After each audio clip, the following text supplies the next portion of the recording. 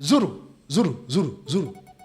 Mara kikao Zanzibar, ni fedha, ni rasilimali kiasi gani zinatumika nyie kwenda kufanya mavikao Zanzibar? Watu wanaonewa wivu kwa ajili ya rasilimali zenu na nani? Si wanaonewa wivu kwa ajili ya matumizi ya kishetani kama haya? Ni kwa sura kama hii unayoona hapa, Mwigulu ndo anatoa macho hivi na kusema wanatuonea wivu kwa rasilimali zetu. Rasilimali zenu ambazo mnazitumiaje? Wote mliowaua, mmewaua wakati wanatoa maoni yao, ushauri wao, namna ambavyo hizo rasilimali zingetumiwa na ziitwe kwamba ni zenu.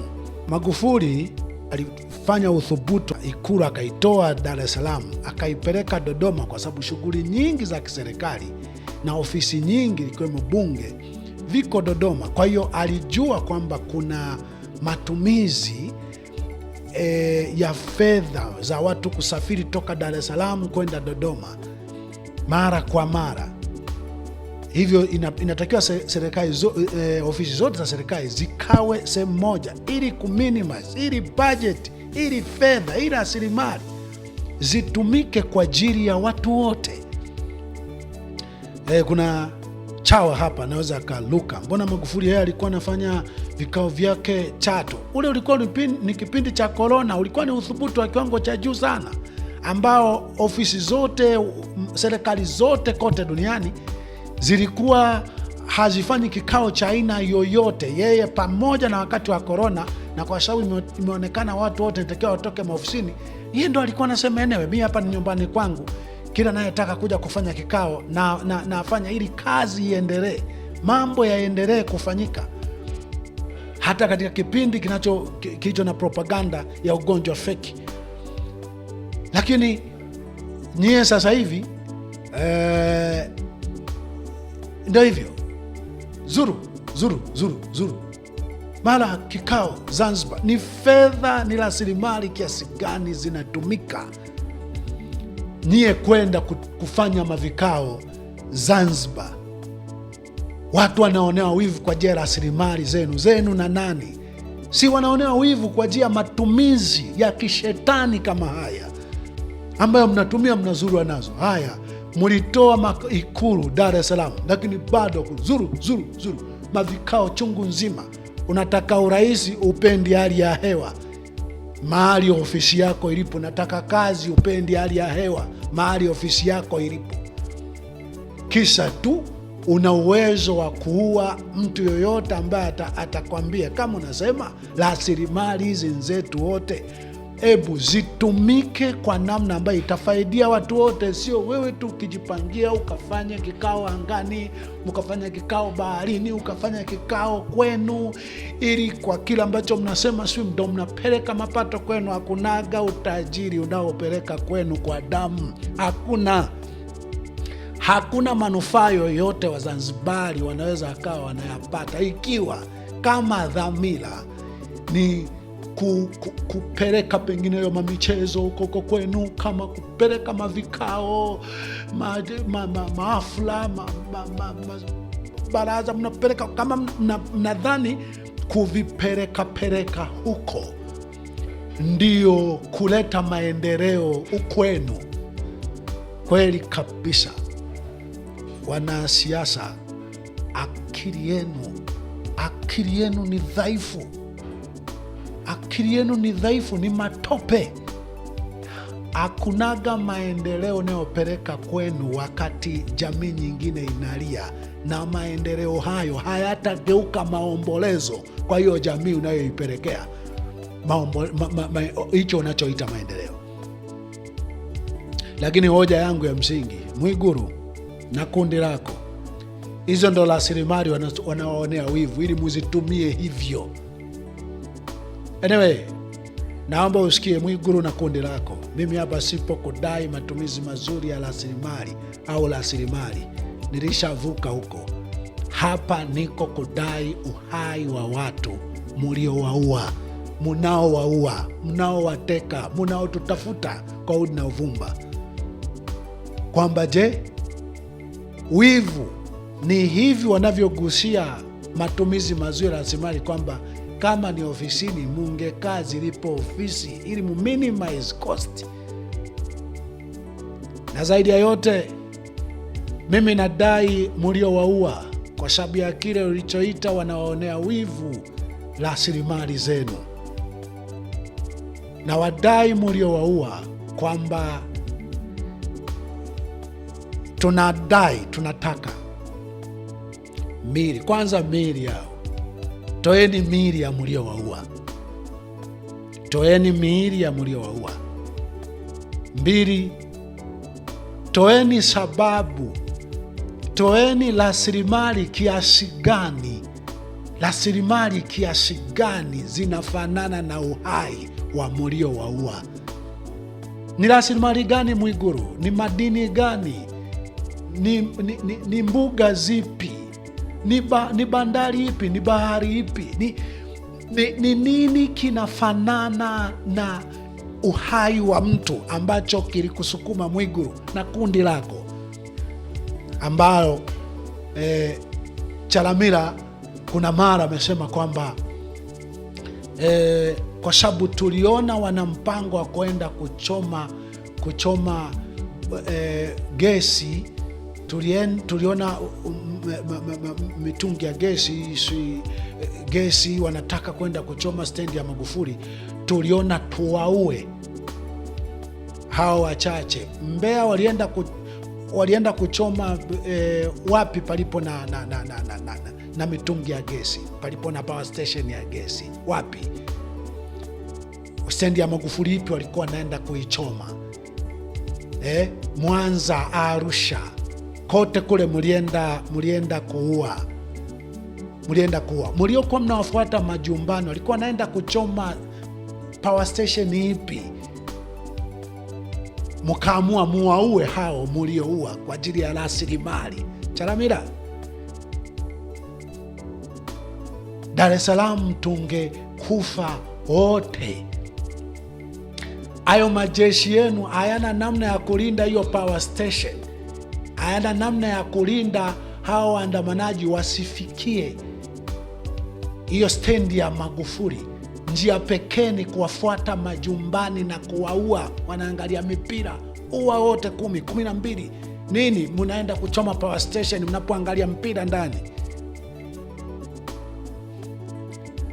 Kwa ajili ya rasilimali zinazotusua matumbo. Tafikiri majipu yametuna, ndo muko na matumbo sasa. Nini tunaua watu kwa ajili ya rasilimali, munaanza kuzitumia hivi kuzurura. Anyway, mimi siko hapa kudai hizo rasilimali, kuleni, lakini niko hapa kuwakilisha damu ya Abeli, kwamba italia milele mpaka wakati ambao Mungu atawalipa sawa na ushetani wenu. Nilitoa wito kule nyuma kwamba njoni tuzungumze. Sasa ndo mnasema tuzungumze. Zungumzeni na mlioua, mugawane vizuri hizo rasilimali. Zungumzeni na waliowasaidia kazi ya kuua. Sasa hivi mimi natoa wito kwa neno la Mungu kwamba kuna nafasi moja tu ya maridhiano, ambayo ni nyie kuachia mamlaka ya damu. Tokeni kwenye mamlaka hiyo, ni ya damu. Hamna raha mtakuja kupata raha, hakuna wema mtafanya, hakuna kikao mtakalia Zanzibar, mtakalia Dar es Salaam, mtakalia Tanga, mtakaa kokote. Mutapanga kufanya mema yawe badala ya ubaya mliofanya. Hakuna uzuri mtafanya, mnajisumbua, mnajidanganya. Hakuna wema mtafanya, utaondoa damu za watu zinazopiga kelele kwenye fahamu zenu, kwa watoto wenu, kwa wake zenu, kwa waume zenu. Hata wake zenu, watoto wenu, wazazi wenu wanaona wanyama, nyie sio binadamu. Hata kama kuna wakati wanapokea vizawadi vyenu, wanakula kwenye nyumba, mna magari mnayowapa, lakini kuna wakati magari yale wanaona damu zinatembea kwenye magari hayo, damu zinatembea kwenye nyumba hizo. Hakuna wema munaokaa, munaopangana, mnaweza mkafanya mfunike damu hizi. Zaidi ya yote, naamini vikao hivyo, hata kama inawezekana kabisa, vikao hivyo hata kama vinajadili mema, ni vikao ambavyo nyuma yake, mkakati wake, kundi lilomo humo ndani kwa kipande kikubwa, nyuma ya vikao rasmi, munajadili ukatili zaidi, kwa sababu hakuna namna utawala wenu wa kishetani na wa damu utasimama kwa haki na kwa wema. Niye njia pekee utawala wenu wa kishetani na wa damu kusimama, itabaki kuteka, kuua, kuteka ubabe, mpaka malipo ya mwisho ya Mungu yatakapotokea. Nimetoa pendekezo kwamba njia pekee ya maridhiano, achieni hiyo damu mlioshikilia. Nyie mlichoshikilia, mmeshikilia damu, sio mamlaka. Achilieni hiyo damu ya watu mlioshikilia, mliokunywa, mnayooga. Achilieni hiyo damu, tokeni kwenye mamlaka hiyo. Ruhusuni namna pekee ya watu wanaweza kusimamia maridhiano kati ya kundi la mliowaua na kuwatesa kwa miaka mingi na kuzitumia rasilimali ambazo ndo mnazililia. Mmezitumia kwa namna nyingi ya uharibifu na ubadhirifu. Peni watu wengine wasimamie hayo maridhiano. Pana nafasi ya nyie kuto kuingia kwenye kifo, nyie na watoto wenu wote, inawezekana wazazi wenu wote na ndugu zenu wote. Lakini kama mtashikilia hicho kijiti cha moto, hizo damu mlizoshikilia, mtashikilia, saa inakuja mtapoteza mali, rasilimali hizo, mtapoteza vyeo hivyo, mtapoteza na uhai wenu na wa watoto wenu na ndugu zenu wote na wake zenu na waume zenu. Na wahakikishia, kisasi kinachokuja ni kisasi cha Mungu, ni kisasi cha fungia dunia. Naitaka fungia mwaka, hiki ni kisasi cha fungia dunia. Putin amesema, mwandishi, hivi dunia inawezaje ikawepo bila Urusi? Na mimi nasema, hivi dunia inaweza ikawepoje asipotokea mtu atakayekomesha na kudhibiti, mtu ambaye kwa namna zake na kikundi chake atakuwa na uhuru wa kuua idadi yoyote ya watu kwa sababu anazozitaka yeye, kuonea, kuwatesa kwa sababu anazoziona yeye tu. Nyie kwa sasa mnasema kwa sababu ya wanaonea wivu, kwa sababu ya rasilimali zenu.